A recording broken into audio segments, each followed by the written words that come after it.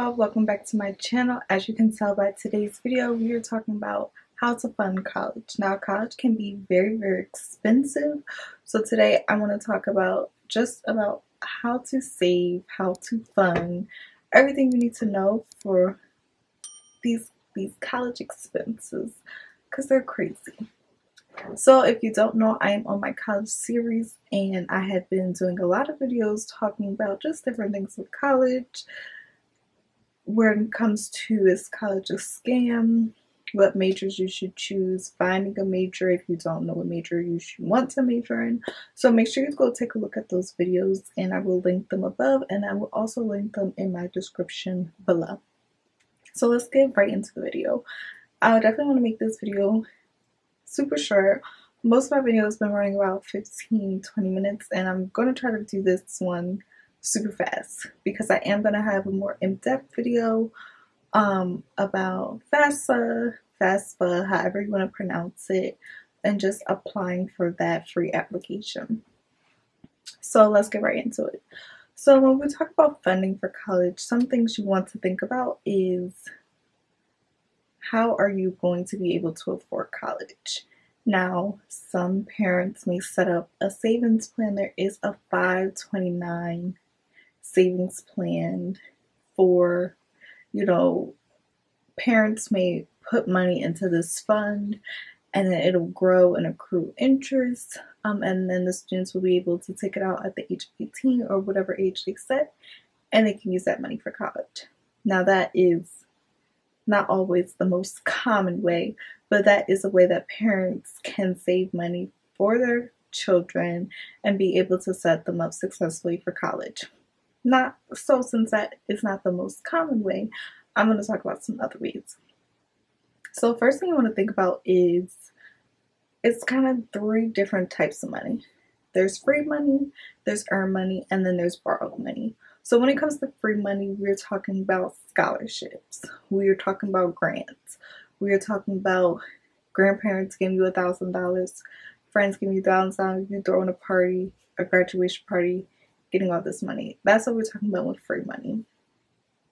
So definitely want to find that free money. So I would say the best way, not even funding for college, but as soon as I graduated from high school, I did have a graduation party, and I did make a register, like a graduation gift list at Bed Bath & Beyond and some other places. I can't remember. I think it was just Bed Bath & Beyond. So I did make a registry there.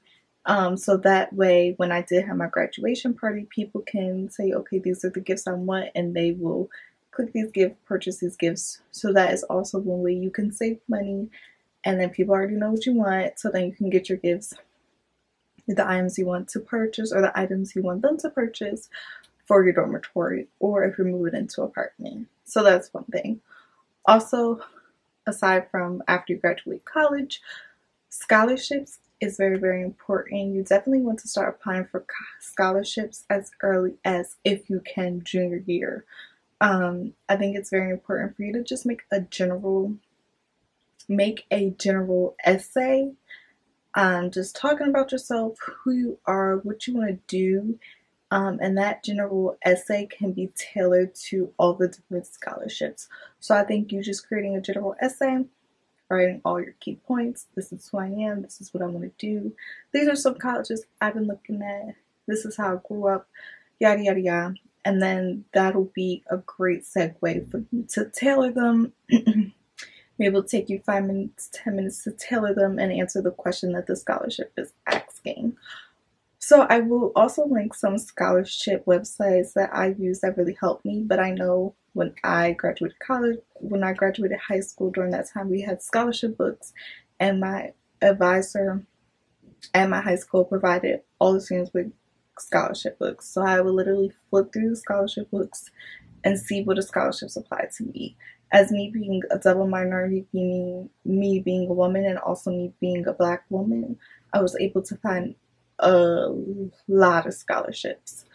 There's a lot of scholarships related to STEM, so you definitely want to take a look at what is your major, what major do you want to major in, and see if there are some scholarships related to that. And it's all easy as doing like a Google search, or also one thing I did, you can just say Delaware resident scholarships, Delaware student scholarships, high school senior scholarships in Delaware, because that I graduated from Delaware High School, and I also was going to a Delaware college, so I think that's really put me a step further for making it easier for me to look into scholarships. So yeah, so just really a basic Google search. And I would say the best scholarships are not the ones that are very, very broad that everyone in the world can apply for. A lot of scholarships that really helped me were community scholarships, church scholarships. So if you go to a church or you belong to a church, sometimes churches may have scholarships for their members. Community ones, so I know in the city of Wilmington, there was a lady who had a scholarship foundation.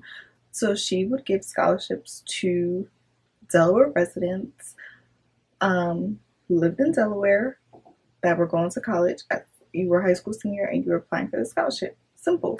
So I think those are the ones that really helped me. So I would look for scholarships that tailor to your state, and also for like really private small scholarships, because it may be $500, $1,000, but in the end, it's going to amount to something bigger when you start calculating.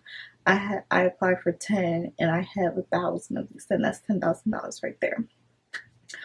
Also, yeah, so that's pretty much. And also when it comes to grants, so grants are another way you can use to fund college. And as well as grants, scholarships, yeah, so grants and scholarships. So I will also say I am going to touch a little bit more about FAFSA, or FAFSA, however you want to say it. I am going to touch more about that when I talk about borrowed money. So when it comes to earned money, that is similar to a work-study program or even a part-time job. So if you're working as a high school student, you started at age 16 and you're having a savings fund, maybe $20 a week or something like that, just saving money for college, that is considered earned money. Or you could do a work-study program. I think I talked about this earlier in my previous video. I want to say it was Is College a Scam video. So with work-study programs, you can be working and then your employer can be paying for your tuition, or this could be also while you're in college. There's work study programs that you can be working for the college, and then they will be giving you like a stipend or something to help you with your college expenses. So last but not least is borrowed money. So with FAFSA, application for federal student aid, this is a free application. Now yes, the application is free. Now the information also on the website, I will leave that in the description below. The information on the website is great. It tells you all about how to apply for it, what are some things, how to accept it, how to receive it, all that important information. I will say the information on the website is great. It is great. But at the end of the day, you are applying for a loan.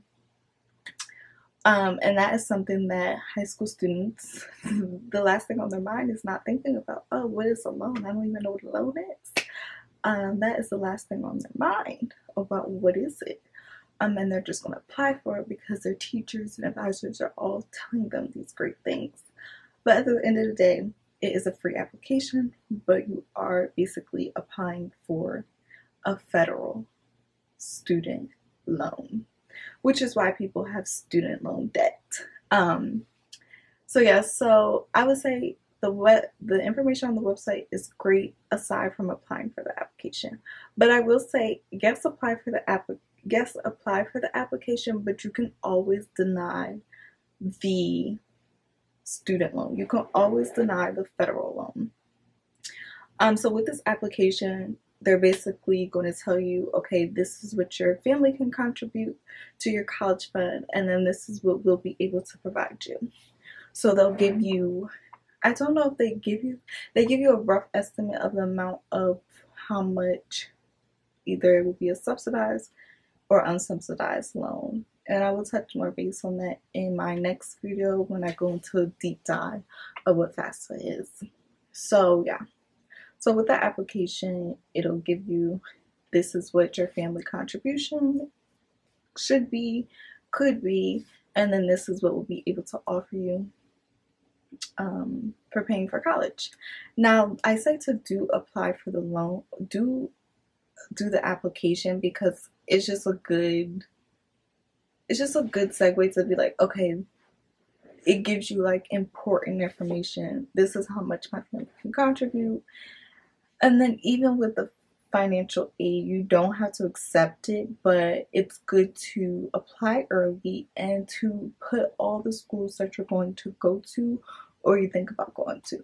Because if later down the line you decide, okay, yes, I need this federal aid, yes, I need this, you'll already have all the schools in there that you selected, all the schools in there that you apply for. Even if you know, I am never going to the school, it's still good to put that on there, because it is hard to go back to reapply for it, because there's deadlines.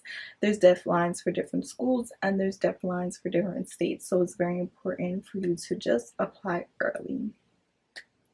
So yeah, so that's pretty much it for my video today. Just want to give you some tips and pointers for how you can fund your college expenses, and make sure you stay tuned for my in-depth FAFSA video when I go into a deep dive of everything you know about applying for that application. So thank you again for watching this video, and I hope to see you in my next one.